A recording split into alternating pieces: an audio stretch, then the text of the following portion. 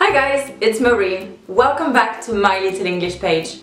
Did you dream about anything special last night? And when you were a child, what did you dream of becoming? Did you hear that? I said dream of and dream about. What's the difference? Now, before we start the lesson, make sure to subscribe to the channel and join the My Little English page community. Alright, we use dream of to talk about goals and aspirations. For example, I dream of becoming president. Actually, I really don't.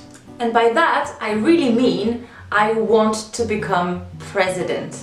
Now, dream about is used to talk about actual dreams.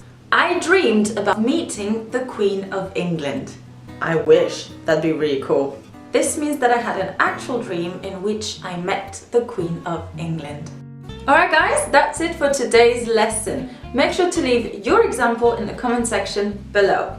Don't forget to follow My Little English page on Facebook and Instagram, but also to press the bell button on YouTube. That way you'll get a notification next time I post a video.